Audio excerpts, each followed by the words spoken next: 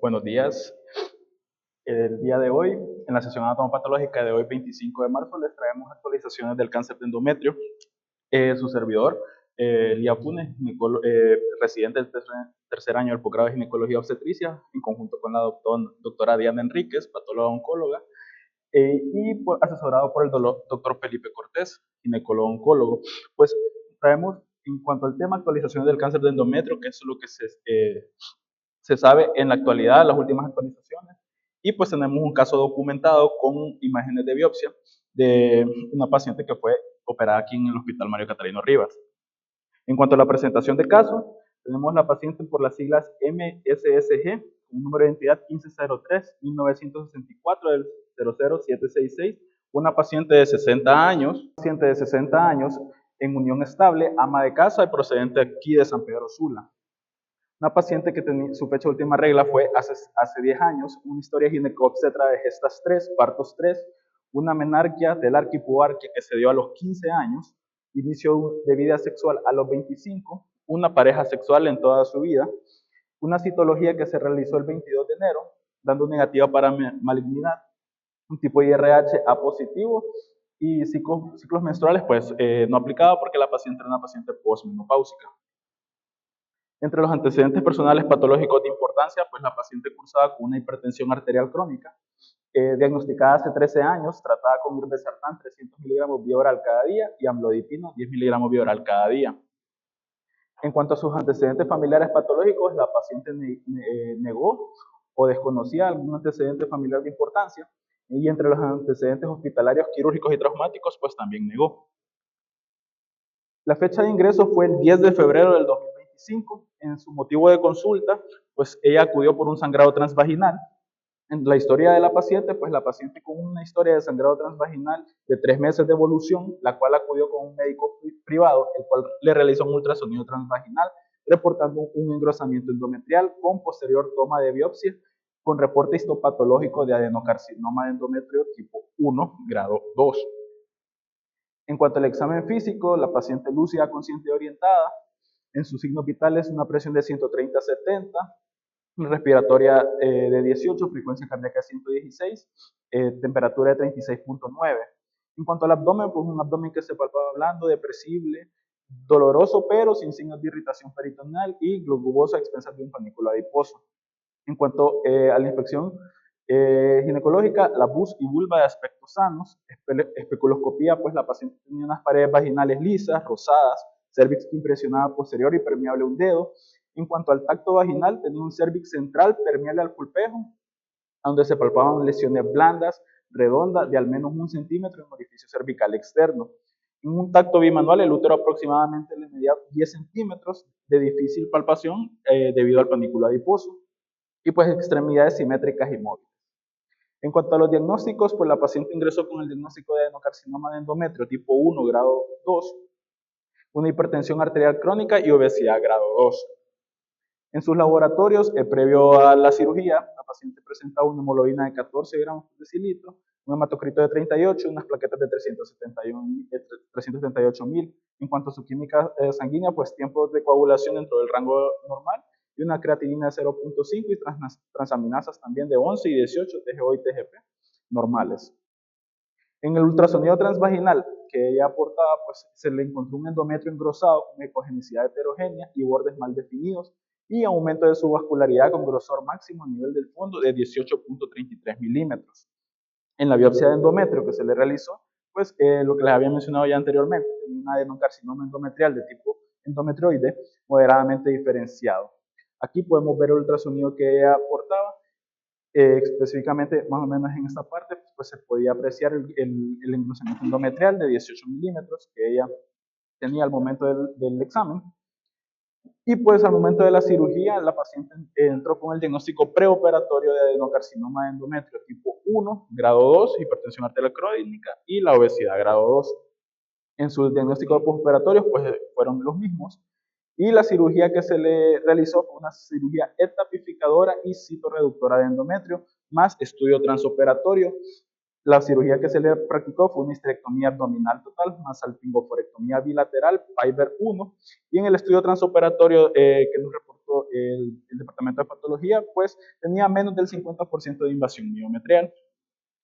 En las complicaciones no hubo ninguna complicación y entre los hallazgos pues, se encontró un útero aproximadamente de 8 centímetros, ambos ovarios de aspecto normales, sin evidencia de afectación extrauterina al momento de la cirugía.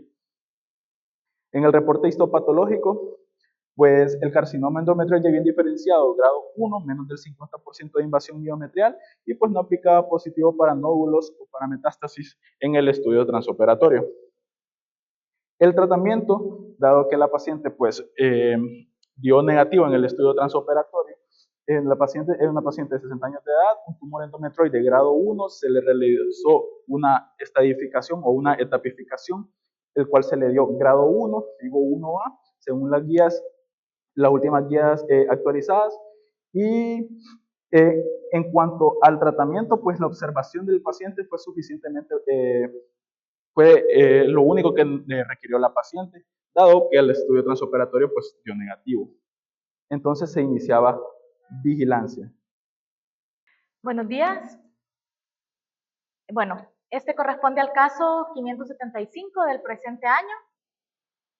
Nosotros recibimos en el Departamento de Patología un espécimen quirúrgico en fresco para estudio transoperatorio que consistía en una histerectomía total y salpingoforectomía bilateral. Aquí, como pueden ver, lo más llamativo es una serosa congestiva. Lo importante aquí es mencionar que no había ninguna alteración, mencionar la integridad de la serosa, no había ninguna adherencia, ninguna característica macroscópica que nos pudiera sugerir que hubiese extensión de un proceso neoplásico, ya sea pues del útero o de fuera del útero en el caso de que se tratara de otra neoplasia, ¿verdad? Estoy hablando en cómo valorar la pieza. Pero bueno, en este caso la serosa está intacta, aparentemente antes del corte, también los anexos y el cérvix se ven sin ninguna alteración macroscópica. Nosotros realizamos un corte coronal, esto nos permite poder ver la cavidad completamente, también el cérvix. Aquí lo que nos llamaba la atención era que no veíamos un tumor macroscópicamente evidente. La paciente tenía un diagnóstico de adenocarcinoma de endometrio, pero no veíamos pues el tumor, digamos, haciendo una masa o con un crecimiento predominantemente exofítico. Sin embargo, ante el diagnóstico de la paciente, esto podría significar pues que el tumor realmente era pequeño y que no invadía más allá del 50%, pero luego nosotros tenemos que realizar cortes transversales a todo el cuerpo uterino y eso nos permite valorar completamente el espesor del miometrio. Aquí pues vemos unas formaciones nodulares bien delimitadas que probablemente podrían corresponder a leiomiomas. Luego realizamos cortes a lo largo de todo el estroma cervical. Recordemos que si el carcinoma afecta el cérvix, pero el estroma, ahí sí nos cambia el estadiaje de la enfermedad. Entonces, para efectos del estudio transoperatorio, recordemos que era para valorar la invasión al miometrio, no para malignidad. La paciente ya tenía un diagnóstico, entonces en este momento lo reportamos solamente como invasión miometrial menor del 50% y reportamos el estado de los anexos y el cérvix, sin evidencia de lesión macroscópica. Y bueno, posteriormente en el estudio definitivo nosotros tenemos que muestrear adecuadamente todo el endometrio. Bueno, a veces cuando el tumor es evidente, pues realizamos unos menos cortes que cuando pues no es evidente, que tenemos que buscar exhaustivamente el tumor. Y como era pequeño, pues se incluyeron varios cortes y aquí podemos ver la neoplasia. Vemos las glándulas endometriales complejas, back to back o espalda con espalda, con muy poco estroma entre ellas, y pues una de las, lo que andábamos buscando, la invasión miometrial, podemos ver cómo las glándulas se introducen al miometrio. En este caso nosotros lo gradificamos como grado 1, o sea, no tenía un componente sólido, no escamoso mayor, o sea, no tenía un componente sólido, mejor dicho. Entonces este fue un grado 1.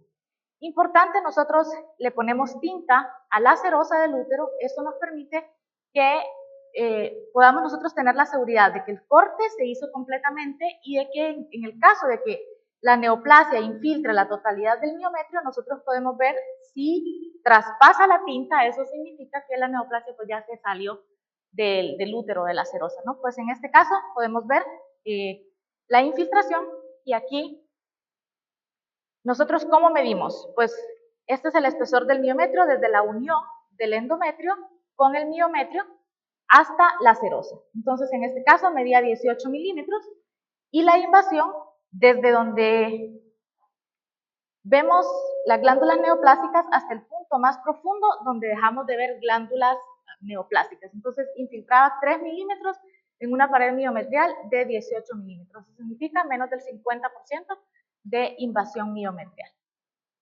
Los ovarios, pues no tenían mayores alteraciones, cambios por atrofia, vemos unos cuerpos blancos, y este era uno de los leiomiomas que habíamos visto en el corte macroscópico. El resto del miometrio podemos verlo con atrofia quística. Entonces, nuestro diagnóstico, nosotros reportamos de acuerdo al protocolo del Colegio Americano de Patólogos. Existen muchas maneras de reportarlo, la JCC, no importa el sistema o los protocolos que se utilicen, lo importante es que nosotros podamos mencionar en el reporte todo lo que le pueda interesar al ginecólogo, al cirujano oncólogo, al oncólogo médico cuando lea el reporte. Entonces, fue una histerectomía total con salpingoforectomía bilateral. Mencionar que el espécimen lo recibimos íntegro. A veces, pues, el cirujano lo abre, no es lo correcto, porque a veces deforma la pieza y nosotros no podemos valorar de una manera adecuada el miometrio. El tamaño del tumor, el tipo histológico, pues un adenocarcinoma endometrioide sin otra especificación, grado 1. Aquí mencionar la invasión miometrial que estaba presente, en cuántos milímetros, cuánto era el espesor del miometrio, 18 milímetros en este caso, entonces el porcentaje de invasión es menos del 50%. Y pues mencionamos otros parámetros que tienen importancia pues pronóstica o en el caso al evaluar completamente ya el caso, ¿no? Invasión linfovascular estaba ausente, esto es bien importante, lo reportamos como focal o extensa, dependiendo la cantidad de vasos que nosotros, de vasos que nosotros veamos con permeación. Por lo tanto, esto en un estudio transoperatorio nosotros no lo podemos reportar, porque a veces sucede que en el estudio transoperatorio nos piden la invasión linfovascular, pero para nosotros poder decir que es focal o extensa necesitamos hacer un muestreo pues a conciencia del miometrio. Los márgenes quirúrgicos, pues en este caso no, también estaban negativos. Los ganglios regionales pues no se recibieron porque no se le realizó pues linfadenectomía a la paciente, ya que no aplicaba de acuerdo a las características macroscópicas de la neoplasia. Y bueno, un estadio patológico, PT1A, el tumor estaba limitado al endometrio y invadía menos del 50%. ¿Okay? En FIGO eso corresponde a 1A, está limitado al miometrio con menos del 50% de invasión. Gracias. Bueno, ya entrando de lleno al tema, como era introducción, pues todos sabemos aquí, el endometrio es la capa más interna del útero. Esta consta de una capa funcional y una capa basal, siendo la funcional la que se desprende mes a mes en los ciclos menstruales de la mujer. Cuando estas pacientes tienen una alteración en su revestimiento, en los depósitos de estrógeno y progesterona, se da una lesión llamada engrosamiento endometrial, que esta puede ser precursora del cáncer de endometrio por el crecimiento excesivo de células que puede dar lugar a crecimiento de células tumorales. Como introducción, tenemos que el cáncer del endometrio es la neoplasia maligna ginecológica más común en países de alto ingreso o países desarrollados, que es todo lo contrario en países en vías de desarrollo como el nuestro, que ni siquiera figura entre los cánceres principales. Es una enfermedad o una neoplasia predominantemente del primer mundo. Y pues como lo explicó la doctora también, el adenocarcinoma de endometrio es el tipo histológico y el tipo de cáncer más común. Este cáncer no es, gracias a Dios, no es tan agresivo, se suele detectar en etapas tempranas de la enfermedad, por lo que tiene una sobrevida a los 5 años de detección y de cirugía o de tratamiento, hasta un 80 o 90% dicen algunas literaturas. Bueno, como les mencioné, ¿verdad? Es la neoplasia ginecológica más frecuente de los países desarrollados, sin embargo, tiene una incidencia que va en aumento. Y pues alrededor del 67% de los casos se presentan en una etapa temprana. Hay literaturas que hablan de hasta un 70, 75% se detectan en estadios tempranos, lo que permite una buena sobrevida de la enfermedad. Hablando un poco de epidemiología y estadística, en cuanto a unas tablas sacadas del GloboCan, que es el Instituto Global de Observación del Cáncer, que es el ente o de referencia a nivel mundial para estadificar no estadísticas, perdón, de estadísticas en cáncer, pues podemos ver que los principales es cáncer en mujer hasta el 2022, que fue la última recopilación de datos, pues ni siquiera figura el cáncer de endometrio, siendo los primeros siempre el cáncer de mama, el cáncer de pulmón, colorectal y cérvico-uterino.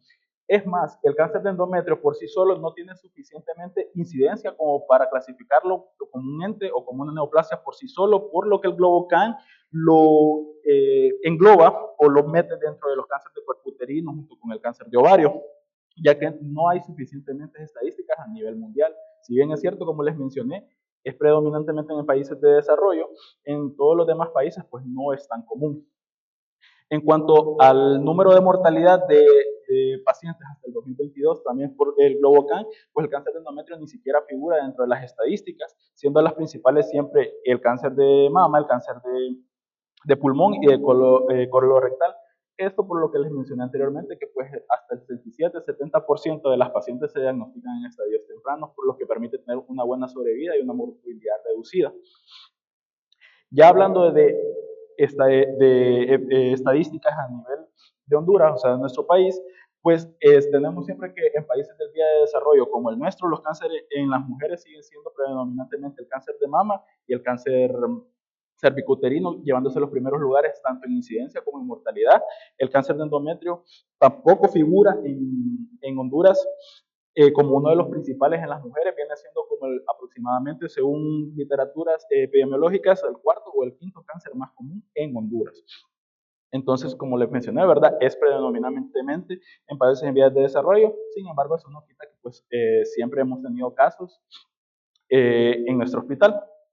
En cuanto a los factores de riesgo, el factor de riesgo principal en cuanto al carcinoma de endometrio es el exceso de estrógeno endógeno, la obesidad o el exógeno, aquellas pacientes que tengan una terapia exógena con hormonas, ya sea progesterona o estrógeno. Esto nos explica por qué esta enfermedad es predominantemente en países de desarrollo, porque los países de desarrollo como Estados Unidos son aquellos que tienen más altas tasas de obesidad, que es todo lo contrario en nuestro país, que nosotros también tenemos problemas de desnutrición en nuestro país. Entonces, este es el factor de riesgo principal por el cual se da en países del primer mundo y no tanto en países en vías de desarrollo. En cuanto a otros factores de riesgo, tenemos la terapia con tamoxifeno, que es un modulador de los receptores de hormonas que se utiliza en el cáncer para prevenir el cáncer de mama. Está muy asociado con la aparición del cáncer de endometrio. Tenemos la nulliparidad, la diabetes mellitus, la hipertensión arterial crónica y factores genéticos como el síndrome de Lynch, que son factores autosómicos dominantes eh, eh, heredados. El síndrome de Lynch hace referencia a un síndrome de cáncer colorectal sin poliposis. ¿Por qué se asocia tanto al cáncer de endometrio? Porque las mutaciones genéticas que tiene el síndrome de Lynch son 4. Dentro de las 4, 2 figuran, se observan bastante en el cáncer de endometrio. Por eso aquellas pacientes que cursan con un síndrome de Lynch están muy asociadas a un cáncer de endometrio. Entre los factores de riesgo y su riesgo relativo, pues una edad creciente, estas pacientes tienen de 1 a 2 más riesgo relativo de llegar a padecer un cáncer de endometrio. La terapia con estrógeno sin oposición llega hasta 10 veces más. La terapia con tamoxifeno, vemos que la menarquia no aplica. La menopausia tardía tiene 2 veces más probabilidades de llegar a padecer de cáncer de endometrio, igual que la nulliparidad y el síndrome de ovario poliquístico. Entre el factor de riesgo principal, pues vemos que la obesidad es el principal y lo podemos ver traducido también en el riesgo relativo. Para aquellas pacientes de obesidad tipo 1 en sobrepeso, tienen un 1.5 más de riesgo relativo y en aquellas pacientes que pueden llegar a cruzarse con obesidad 3, tienen un 7%, 7 veces más de poder llegar a padecer este cáncer. Entonces, bueno, continuamos, vemos que el síndrome de Lynch y el síndrome de Cowden, que son otro hereditario, pues están asociadas hasta el síndrome de Lynch es un 71% de cáncer de endometrio y el de Cowden un 28%. En cuanto a la presentación clínica, el síntoma cardinal del cáncer de endometrio va a ser el sangrado transvaginal. Es por eso que esta patología o esta neoplasia tiene una alta tasa de detección en estadios tempranos, porque generalmente este síntoma no pasa desapercibido. Es el principal síntoma de consulta de las mujeres que llegan o que después de un estudio se llega a diagnosticar el cáncer de endometrio. Generalmente se presenta con sangrado uterino normal, se presenta hasta un 90 75 al 90%, otras literaturas llegan hasta el 95% de todos los casos. O sea, como les menciono, no suele pasar desapercibido y es el principal motivo de consulta.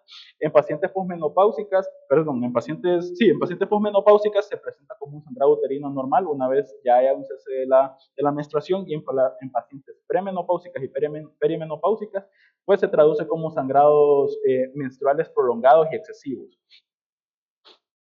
En cuanto al diagnóstico, pues como todo en medicina debemos hacer una evaluación correcta de la paciente. Una vez nosotros tenemos un síntoma cardinal de la paciente, pues lo primero que vamos a hacer es hacer una evaluación ginecológica para descartar que el sangrado transvaginal no sea o no provenga de otro tipo, de otra enfermedad. Una vez nosotros partimos, realizamos un ultrasonido transvaginal, que como les mencionaré más adelante, es el gold standard en cuanto a estudios de imágenes en el cáncer de endometrio.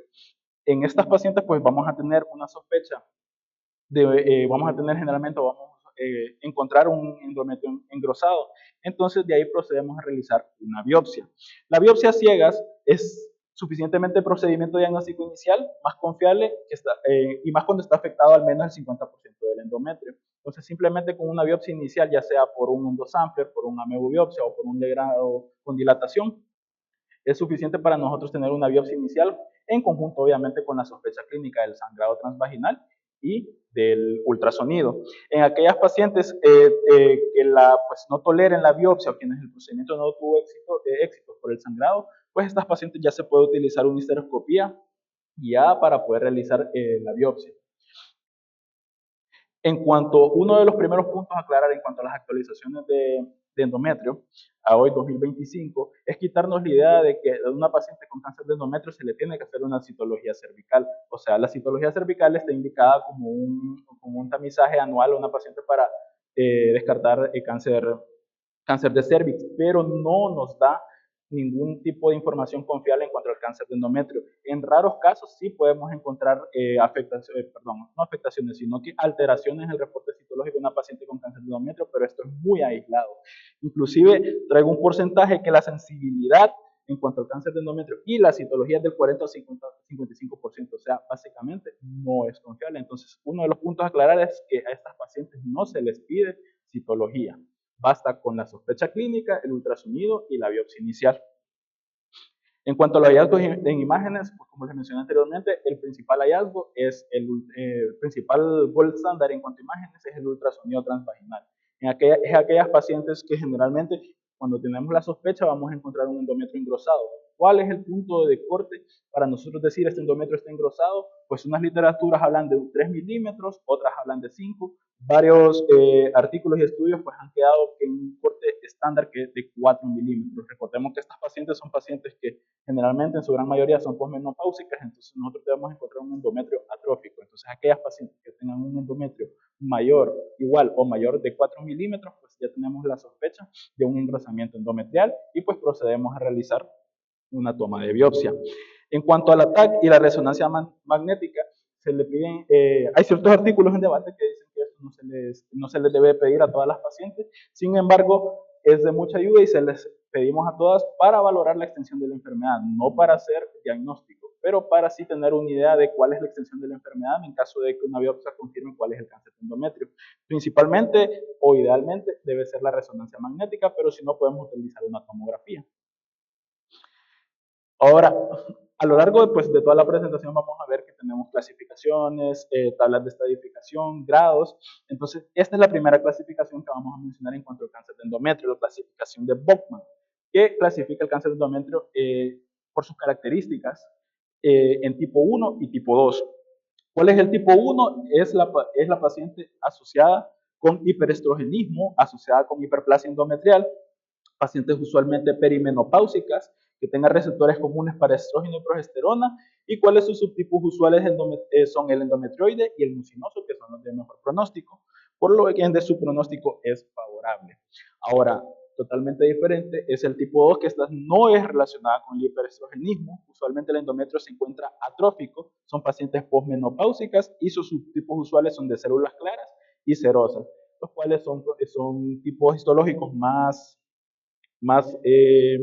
agresivos. más agresivos. Y estos están pues altamente relacionados ya con factores genéticos y hereditarios. Sin embargo, como lo pueden ver, pues la clasificación de Bowman es una clasificación un poco, por mencionarlo así, ambigua o subjetiva. Entonces, nosotros mediante esta clasificación no podemos tener datos objetivos de qué tipo de cáncer endometrial tiene esta paciente. Es por eso que desde una perspectiva biológica y clínica, la clasificación del carcinoma endometrial está evolucionando hacia una agrupación basada en una clasificación molecular. Esto es uno de los segundos puntos que quiero enfatizar en cuanto a la presentación, eh, que pues básicamente trata de las actualizaciones, es saber que desde el 2013 se han venido estudiando y ya se ha establecido mundialmente una nueva clasificación para el cáncer endometrio, la cual es la clasificación molecular, ya que esta es una clasificación objetiva que nos da información biológica, o sea, no es especulación a diferencia de la otra, por decirlo así. ¿De que la necesidad de una clasificación molecular nace de qué? Aquí tenemos 4 puntos. La clasificación patológica por subtipo histológico grado es altamente subjetiva y presenta desafíos en cuanto a la reproducibilidad. O sea, no lo podemos aplicar a todas las pacientes, mientras que con una clasificación molecular es altamente reproducible.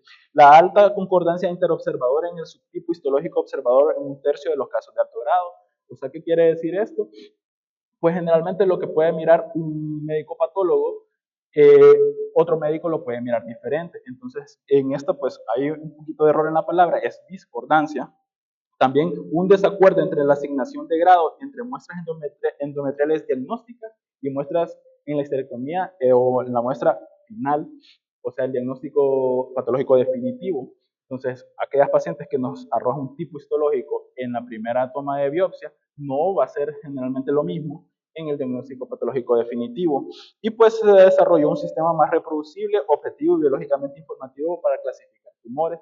De estos puntos es que nace la necesidad de una clasificación molecular. Entonces, aquí les traje un pequeño mapa conceptual que en teoría sí se mira un poco complicado, pero es más sencillo. Vamos a hablar de las 4 clasificaciones moleculares que existen hoy en día. La primera clasificación molecular es la clasificación de Paul o enzima de polimerasa epsilon, que esta pues es una enzima que participa en la reparación del ADN y generalmente en esta secuencia, en la clasificación molecular, va a ser el primer, por decirlo así, el primer examen que vamos a pedir. En aquellas pacientes que tengan una mutación de esta enzima, pues automáticamente le damos la clasificación de Paul. En aquellas pacientes que no haya una mutación, pasamos a pedir la proteína MMR del ADN o Mismatch Remake, por sus siglas en inglés. Esta también es una proteína reparadora del ADN molecular, en las que si se ha perdido la expresión de esta, pues nos va a dar una lesión que se llama lesiones de microsatélites. Esta va a ser la segunda clasificación de microsatélites en la clasificación molecular. En aquellas que tenemos la expresión retenida, o no se ha perdido, pues pasamos a un tercer escalón, que es pedir una inmunohistoquímica de la proteína P53 o la P53, que esta pues es conocida como el guardián del genoma. Es una proteína encargada de mantener el genoma, el ADN, hacer reparaciones y mantener la estabilidad del ADN. Ya en esta, pues si tenemos que sale normal para esta proteína, le damos la clasificación de molecular de bajo número de copias, y si nos sale positiva o un patrón aberrante para la P53 en la inmunohistoquímica, pues nos va a dar una clasificación de alto número de copias. Alto número de copias. Entonces, estas son las 4, para recapitular, estas son las 4 clasificaciones moleculares. La clasificación de Paul, la clasificación de lesiones microsatelitales, la clasificación de bajo número de copias y de alto número de copias. Si se fijan, este viene siendo como diagnósticos por descarte. Si una no está, se pide la otra y luego la otra hasta llegar a un punto. En cuanto a estas, pues las tasas de supervivencia son mejores en los tumores con mutación de Paul y en los de bajo número de copias, todo lo contrario a los de alto número de copias y microsatelitales, que estas pues generalmente son más agresivas. ¿Por qué la importancia de la clasificación molecular? porque como la clasificación molecular se usa en complemento con la etapificación de la enfermedad y el grado que se le da en patología, esta nos ayuda a ver qué pacientes van a ser meritorias de ayuda o de tratamiento adyuvante. Podemos tener una paciente, por ejemplo, en el caso que tenemos de la paciente que presentamos, que tenía una etapa 1A con un grado 2, perdón, pues técnicamente la paciente solo con la cirugía basta, pero si tuviéramos en nuestro medio la clasificación molecular y se la realizamos y nos da que tiene un alto número de copias o lesiones microsatelitales, independientemente de la especificación del grado que le hayamos dado al inicio de la cirugía, esta paciente puede ser meritoria de tratamiento adyuvante con radioterapia, simplemente por el alto riesgo de metástasis que tiene por la clasificación molecular que se le dio. He ahí la importancia de esta clasificación molecular. Hablando ya de la estratificación, pues les voy a mencionar, no vamos a leer cada uno de los subtipos, solo a grosso modo les voy a mencionar en qué conforma cada etapa. Tenemos la etapa 1, que es la confinada del cuerpo uterino y ovario. La etapa 2, que ya tenía una invasión del estroma cervical sin extensión extrauterina. La etapa 3, que esta ya tiene una diseminación local y o regional del tumor de cualquier subtipo histológico. Y la 4, pues ya tenemos diseminación a la mucosa de la vejiga, mucosa intestinal o metastasis a distancia. Cada una tiene sus subtipos, pero no vamos a entrar tanto en detalle con estos subtipos. En cuanto a la histopatología, pues entre los carcinomas de endometrio existen dos categorías, las histologías agresivas y no agresivas. Entre las no agresivas, pues tenemos la histología endometrioide de grado 1 o grado 2, que se presentan hasta en un 80% de la enfermedad, o sea que la mayoría son no agresivas, de buen pronóstico. Esto también, gracias a como se dice, este porcentaje es que sabemos que las pacientes tienen un buen pronóstico, porque en su mayoría son no agresivas hasta un 80%, y también se incluyen los tumores mucinosos de tipo no gastrointestinal, diferentes con las agresivas, que aquí entran en los endometrioides de grado 3 y aquellas con histología serosa de células claras y de carcinosarcomas. Los factores pronósticos, ¿cuáles son los factores pronósticos que nos van a ayudar a entender cuál va a ser el pronóstico, si va a tener un pronóstico favorable o desfavorable estas pacientes? Pues tenemos el tipo histológico, como les mencioné anteriormente, sabemos que si tiene un tipo histológico, un endometrioide de grado 3, pues un pronóstico desfavorable, a diferencia que si fuera 1 o 2. También tenemos la etapa de la enfermedad, la estratificación de la enfermedad, que se me había olvidado mencionarles. La estratificación de la enfermedad o la tipificación en el cáncer de endometrio es una tipificación intraoperatoria, o sea, solo le vamos a poder dar una etapa y un grado, que más adelante se los voy a mencionar, durante la cirugía, no antes. Vamos a ver la invasión miometrial, que fue uno de los puntos que tocó la doctora. ¿Qué tipo de grado de invasión miometrial? Si tiene menos del 50%, pues tiene un pronóstico favorable, a diferencia de que si tiene más del 50%, pues esta puede llegar a tener metástasis y un pronóstico desfavorable. Una citología peritoneal positiva al momento de la cirugía, metástasis a nódulos linfáticos y metástasis anexiales. Entonces, estos van a ser los puntos que nos van a decir cómo va a progresar la enfermedad una vez se haya operado la paciente. En cuanto a los grados, pues tenemos grados. El grado 1, tenemos un crecimiento glandular predominante, menos del 5% del componente sólido no escamoso. Este grado se lo vamos a dar con la biopsia definitiva. El grado 2, del 6 al 50%, componente sólido no escamoso. Y grado 3, más del 50% de componente sólido no escamoso. Entonces, aquí pues el grado 1 y el grado 2 se consideran de grado bajo y el grado 3 pues se considera de grado alto. Entonces, aquí les traje pequeños resultados del Instituto de Cancerología, una investigación en cuanto al grado de la enfermedad versus la positividad de nódulos linfáticos y nódulos paraórticos. Podemos ver aquí que en el grado 1 de 180 pacientes, solo 5, que corresponde al 3%, dieron positivos para nódulos pélvicos. Y de grado 2, 288, que fue la muestra más grande del estudio, solo 25%, o sea, 25 pacientes, que corresponde al 9%, dieron positivos para nódulos pélvicos, o sea, menos del 10%. He ahí Y así como estos resultados, como muchos más estudios, es que radica que los grado 1 y los grado 2 pues son de mejor pronóstico, de pronósticos favorables, ya que los estudios han arrojado que estos pacientes no tienen, no todas las, no, o sea, un porcentaje bajo tiene positividad para nódulos pélvicos y nódulos aórticos, diferente con el grado 3, que de 153 pacientes, el 18%, o sea, 28 pacientes, nos dieron positivo para nódulos pélvicos, o sea, para metástasis. Entonces, en cuanto a la invasión, también nos habló la doctora, que es qué parte del miometrio, qué porcentaje del miometrio está invadido, podemos ver que en el endometrio, solo aquellas pacientes que la enfermedad estaba confinada solo al endometrio, solo una paciente, o sea, un 1% dio positivo para nódulos pélvicos. En músculo superficial, solo 5%, músculo intermedio, solo el 6%, entonces generalmente menos del 10, o sea, menos del 7%. En cuanto a la invasión miometrial, nos dio positivos para nódulos pélvicos. Por eso es que cuando tiene una invasión miometrial mayor del 50%, si pueden ver aquí, 35 pacientes, o sea, el 25% dio positivo para nódulos pélvicos. Es decir, que estas pacientes van a ser, son candidatas, o mejor dicho, no candidatas, sino que se les debe realizar un estudio intraoperatorio, un mapeo linfático para buscar nódulos pélvicos y posteriormente ver si tienen o no la necesidad de hacer una linfadenectomía pélvica. Ahora les voy a mencionar un poco del invasión del espacio linfovascular. ¿Qué es el espacio linfovascular?